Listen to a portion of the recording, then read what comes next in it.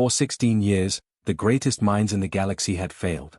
The palace of the Aurelian Empire was the most advanced royal court ever built. Floating gardens drifted above crystal towers, starships arrived every hour from distant systems, and the emperor ruled over hundreds of worlds. Yet inside those golden halls lived a mystery no one could solve. The emperor's only child, Princess Lyra, had never spoken a word. Not when she was born. Not when she took her first steps.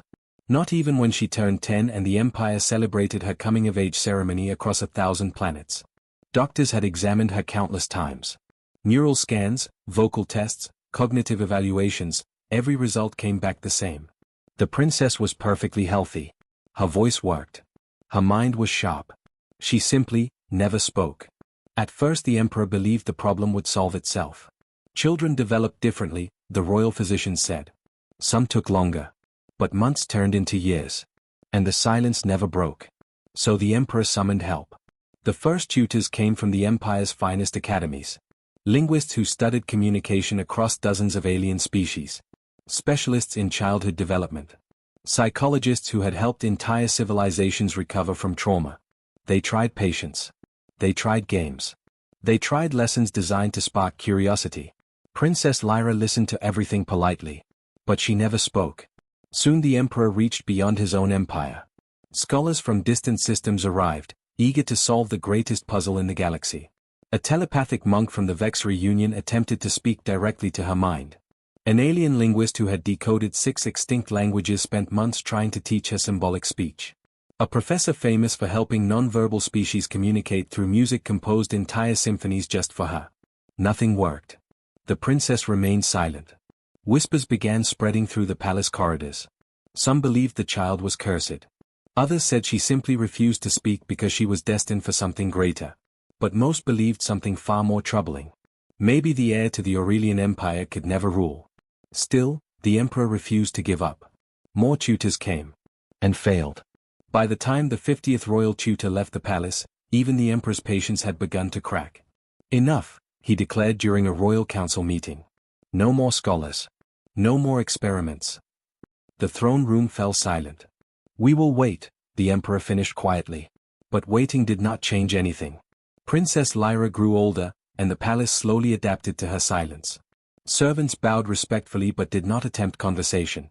Guards treated her with the same quiet politeness they gave the emperor himself. The tutors stopped arriving. The royal classrooms remained empty. Most days, Princess Lyra wandered the enormous palace halls alone. She loved the observation balconies the most. From there she could watch starships glide through the sky like glowing birds. Sometimes she sat there for hours. Watching. Thinking. Silent. On the lowest maintenance level of the palace, far from the royal chambers, a human named Daniel Harper pushed a mop across the polished marble floors.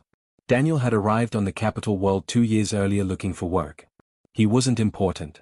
He wasn't brilliant. He certainly wasn't royalty. But palace maintenance paid well, and someone had to keep thousands of corridors clean. So every day Daniel fixed lights, polished windows, and mopped floors no one else even noticed. Most of the palace staff barely remembered his name. Which suited him just fine. On this particular afternoon, Daniel had been assigned to clean one of the quiet royal libraries, a massive room filled with ancient books from across the empire. He hummed softly to himself while working. Humans had a habit of filling silence. Daniel liked that. But halfway through the job, he suddenly noticed something strange. Someone was sitting near the tall observation window. A small figure in a silver dress. Watching him. Daniel froze. The princess. He hadn't even noticed her when he entered. Princess Lyra sat cross-legged on the floor, her large eyes fixed on him with quiet curiosity. For a moment Daniel panicked. He quickly straightened up and bowed awkwardly. Good afternoon, Your Highness. The princess didn't respond.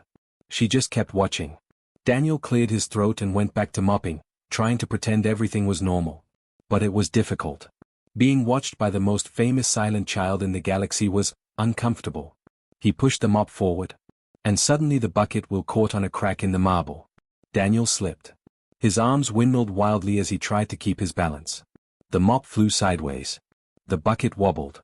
For 3 chaotic seconds it looked like the entire cleaning setup might explode across the royal library. Somehow Daniel managed to catch himself before falling. He froze in place, breathing heavily. Then he slowly turned his head.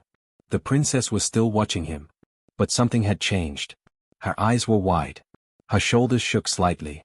And Daniel realized something almost unbelievable. Princess Lyra was trying not to laugh. The human janitor blinked in surprise. Because for the first time in 16 years, the silent princess looked entertained. Daniel Harper did not plan to meet the most mysterious princess in the galaxy. He certainly did not plan to make her laugh. Yet the next afternoon, while pushing his cleaning cart through the same royal library, he noticed something that made him pause. Princess Lyra was there again. Sitting by the tall observation window. Waiting. The sunlight from the massive glass panels painted silver lines across the floor, and the princess sat quietly in the middle of it all, her hands folded in her lap. But the moment Daniel entered the room, her eyes moved. Straight to him. Daniel suddenly felt very aware of the mop in his hands. "Ah, hello again, Your Highness," he said awkwardly. No response. The princess simply watched. That part didn't surprise him. Everyone in the Empire knew she never spoke. What surprised him was the way she looked at him, not with the distant calm of royalty, but with something closer to curiosity. Like she expected something interesting might happen. Daniel tried to ignore it and went back to cleaning. He pushed the mop across the marble floor. The princess watched. He wiped down the tables.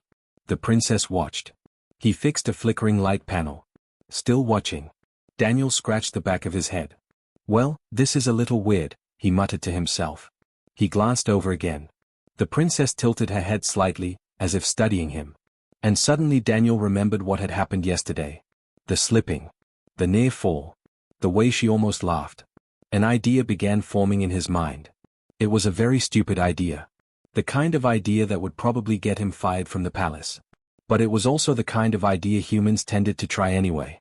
Daniel finished mopping the last section of the floor and rolled his cleaning cart into a quiet corner. Then he reached into his pocket.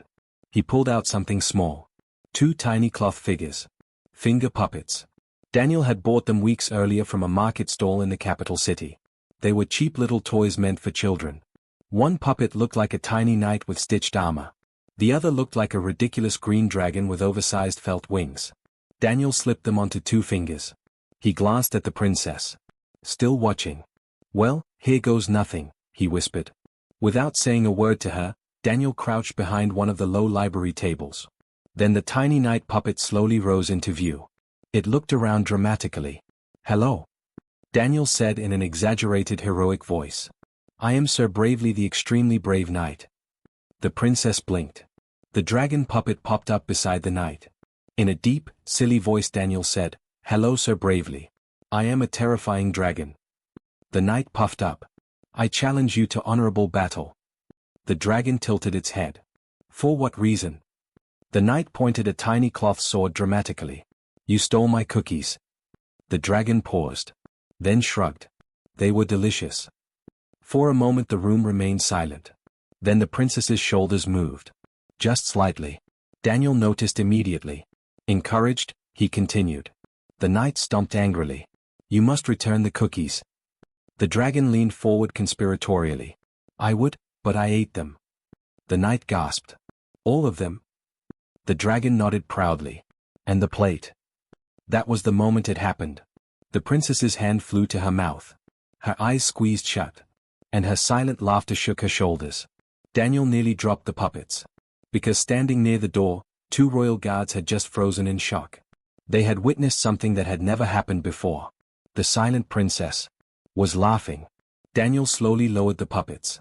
Princess Lyra looked up at him. Her eyes were bright now. Curious. Excited. Then something even stranger happened. The princess pointed at the puppets. Daniel hesitated. "You want to see them?" he asked. No answer. But she nodded. Carefully, Daniel walked over and handed her the tiny dragon puppet. Princess Lyra studied it closely, turning it in her hands, examining the stitched wings. Then she slowly slipped it onto her finger. The dragon puppet rose into the air. For a moment it hovered there awkwardly. Then the dragon turned toward the knight puppet still on Daniel's hand. And very gently, it bumped the knight on the head. Daniel blinked. The knight staggered dramatically. "Oh no," Daniel said in his heroic voice. "I have been attacked." The dragon puffed out its felt chest. And Princess Lyra's silent laughter returned again. At the library door, one of the palace guards whispered quietly into his communicator. Command, you might want to report this to the royal court. What is it? The voice asked. The guard stared at the scene in disbelief. A human janitor kneeling on the library floor. A princess who had never spoken. And two ridiculous finger puppets fighting over imaginary cookies. The princess, the guard said slowly. She's communicating. The next morning, the palace staff began whispering. Servants whispered in the corridors. Guards whispered near the royal gates. Even the kitchen workers whispered while preparing breakfast for the emperor. Because the rumor spreading through the palace sounded impossible. The silent princess had laughed. And somehow, the person responsible was a human janitor. Most people dismissed the story as an exaggeration. But the two royal guards stationed outside the library swore the same thing had happened. The princess had not only laughed. She had played. With finger puppets. By the afternoon, the story had reached nearly every level of the palace. But no one told the emperor yet. No one wanted to be responsible for delivering what might turn out to be another disappointment. Daniel Harper, meanwhile, had absolutely no idea what chaos he had accidentally started. He was simply pushing his cleaning cart down the same hallway again. In his pocket were the two tiny puppets. The knight. And the dragon. When he reached the library door, he hesitated. The guard standing outside looked at him with an unusual amount of attention. Is something wrong? Daniel asked. One guard shook his head. No. Go ahead. Daniel walked inside. And immediately stopped. Princess Lyra was already there. Sitting on the floor. Waiting. The moment she saw him, she sat up straighter. Daniel blinked. Well, good afternoon again, Your Highness. No words. But her eyes were bright. Expectant. Daniel scratched his head. You want another show? The princess pointed at his pocket. Daniel sighed softly. All right. But this one's going to be even sillier. He crouched down and pulled out the puppets. The knight appeared first. Sir Bravely has returned. Daniel declared dramatically. The dragon popped up beside him. And I still have no cookies. The princess immediately reached forward. She took the dragon puppet again. This time she moved it more confidently. The dragon crossed its little arms. Daniel raised the knight puppet. Sir Bravely demands justice. The dragon puppet leaned closer. Then Princess Lyra slowly moved the puppet in a circle. Daniel paused. It took him a moment to understand. The dragon wasn't attacking. It was thinking. Daniel lowered the knight puppet slightly. Oh, you're planning something, aren't you? The dragon puppet nodded. Then it pointed toward the window. Daniel blinked. Wait, the dragon is escaping. The princess nodded again. The dragon puppet ran dramatically toward the edge of the table. Daniel gasped in mock horror. You cowardly cookie thief. The princess covered her mouth again as her silent laughter returned. But this time something new happened. Instead of stopping there, the princess grabbed a nearby pencil. She quickly sketched something on a scrap piece of paper. Daniel leaned closer. It was a drawing. A tiny castle. A dragon flying away from it. Daniel looked at her. You want the story to continue there? The princess nodded eagerly. Daniel slowly smiled. Oh, I see. He lifted the knight puppet again. Sir Bravely will pursue the dragon across the kingdom. The princess moved the dragon puppet dramatically across the table. The knight followed. Soon the table became a battlefield of ridiculous adventures. The dragon hid behind books. The knight searched dramatically. The princess drew more pictures to guide the story. Mountains. Forests. Even a spaceship. Daniel suddenly realized something important. The princess was communicating. Not with words. But with stories. She used drawings. Gestures. Puppet movements. Expressions. Every part of the story came from her imagination. Daniel simply followed along. Hours passed without either of them noticing. By the time the sun began setting outside the giant windows, the dragon and knight had traveled through 3 kingdoms, stolen 17 cookies, and accidentally started a puppet war.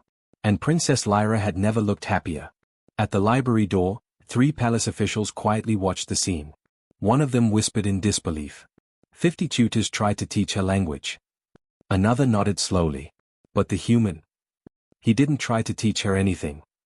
Inside the library, Daniel carefully lowered the knight puppet. He looked at the princess. You know, he said thoughtfully, I think the dragon might actually be the hero of this story. The dragon puppet stood proudly on the princess's finger. She nodded. Then she gently tapped the knight puppet. Not as an attack, but like a friendly greeting. Daniel laughed softly. Because in that moment, he understood something the entire empire had missed. Princess Lyra had never been silent. No one had simply learned how to listen. By the end of the week, the rumors could no longer be contained. Servants whispered in every corridor of the palace. Guards shared the story during shift changes. Even the royal advisors had begun discussing it in quiet meetings. The silent princess, the heir to the Aurelian Empire, was communicating. And somehow the person responsible was not a scholar, not a linguist, not a telepathic master. It was a human janitor. Eventually the story reached the one person who mattered most. The emperor. He was seated in the grand strategy chamber when his chief advisor finally spoke. Your Majesty, there is something you should see. The emperor looked up from the star maps floating above the table. I have already heard the rumors, he said coldly. A janitor entertaining my daughter with toys. The advisor hesitated. With respect, Your Majesty, it may be more than that. The emperor's eyes narrowed. For 16 years the greatest minds in the galaxy failed. His voice carried the weight of frustration built over many years. And now I am told a man who cleans floors has succeeded. No one in the chamber answered. Finally the emperor stood.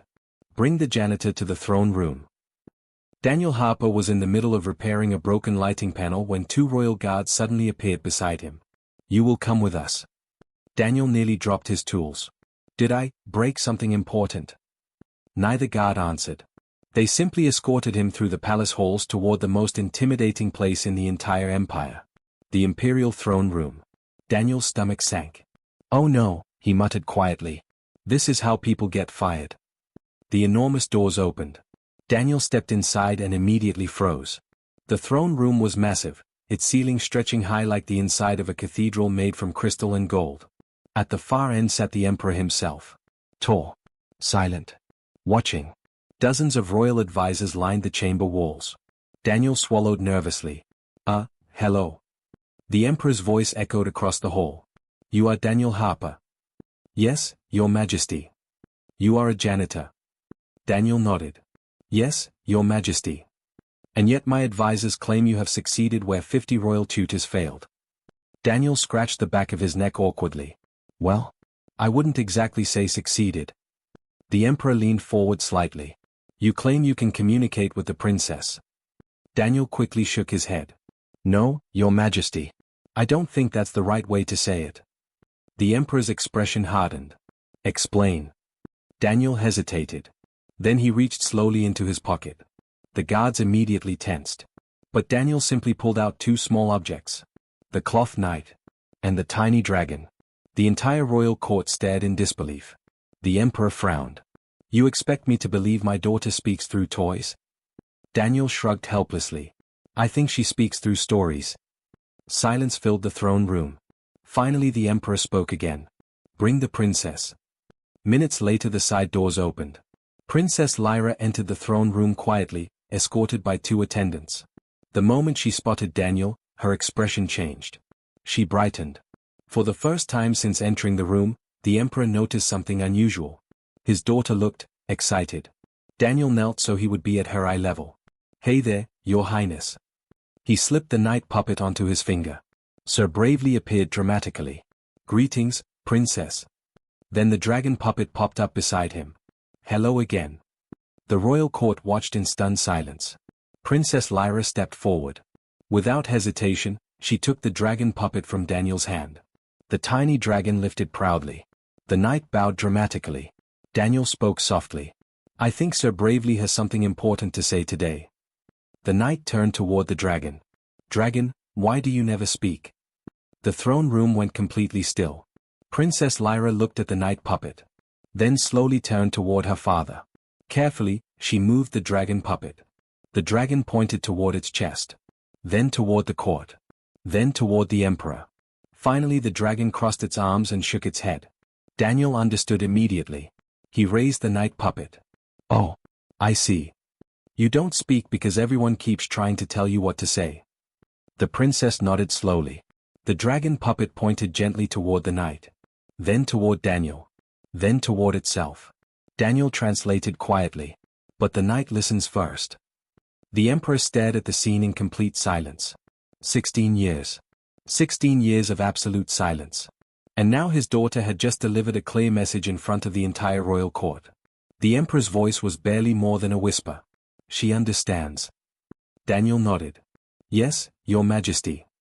Princess Lyra gently placed the dragon puppet into her father's hand. For the first time in 16 years, the emperor looked directly into his daughter's eyes and understood exactly what she meant. His daughter was never broken. The galaxy had simply been trying to force her to speak the wrong language. News spread across the Aurelian Empire faster than any starship. At first, it traveled through palace whispers. Then through royal reports. Finally, through official imperial broadcasts sent across hundreds of star systems. The message was simple. The silent princess had found her voice. But the part that stunned the galaxy even more was how it happened. Not through advanced alien technology. Not through telepathic training. Not through the 50 brilliant tutors the emperor had summoned over 16 years. The breakthrough had come from something far simpler. A human janitor. And 2 ridiculous finger puppets. After the moment in the throne room, everything began to change. The emperor ordered the royal scholars to study the princess again. But this time, they did something very different. Instead of trying to force her into traditional speech lessons, they watched how she communicated with Daniel. They observed the puppet stories. The drawings. The gestures. The imaginative games. What they discovered surprised everyone. Princess Lyra's mind worked differently from most people's. She didn't think in rigid words or formal sentences. She thought in stories, images, and emotions. The tutors had failed because they had tried to make her think the same way they did. Daniel had done something no one else thought to do. He had simply played along. And through those games, the princess built her own way to communicate. Within months, Lyra's strange storytelling language evolved. She used drawings combined with gestures. She used puppets to express ideas. Soon she began connecting those ideas with spoken words. Not because anyone forced her. But because now she understood why words mattered. The royal tutors returned, but this time they came to learn from her. Even the famous telepathic scholars admitted something remarkable. The princess's storytelling language was one of the most complex communication systems they had ever studied. All of it had started with one ridiculous puppet show about a dragon stealing cookies. As for Daniel Harper, his life changed in ways he never expected. The emperor offered him wealth, titles, even a noble position in the imperial court. Daniel politely declined most of it. "I'm really not the ruling type, your majesty," he said awkwardly. Instead, he accepted a simple role. Royal storyteller. His job was to spend time with the princess each day, helping her explore stories, ideas, and imagination. It turned out he was surprisingly good at it. Mostly because Daniel never tried to act like a genius. He simply listened. Years later, when Princess Lyra finally became Empress Lyra of the Aurelian Empire, the entire galaxy gathered for her coronation. She had become known as one of the wisest rulers the empire had ever seen. A leader who believed communication mattered more than power. And understanding mattered more than authority. During the coronation ceremony, ambassadors from hundreds of worlds watched as the new empress stepped forward to address the galaxy. She spoke clearly now. Her voice calm. Confident. But before beginning her speech, she placed 2 small objects on the arm of her throne. A cloth dragon. And a tiny knight. The same puppets Daniel had used years ago. The crowd murmured quietly. Many already knew the story. The empress smiled. Then she spoke. "For 16 years, the galaxy believed something was wrong with me." Her voice echoed across the enormous hall. 50 brilliant tutors tried to teach me how to speak. She gently picked up the dragon puppet. But they were trying to teach their language. Then she lifted the knight. One human janitor did something different. He listened first. The hall fell completely silent. The empress set the puppets back on her throne. And finished with the lesson the galaxy would remember for generations. The greatest teachers are not the ones who talk the most. They are the ones who learn how to listen. Across the hall, Daniel Harper stood quietly among the royal staff. Still wearing a simple palace uniform. Still looking slightly uncomfortable in large formal ceremonies.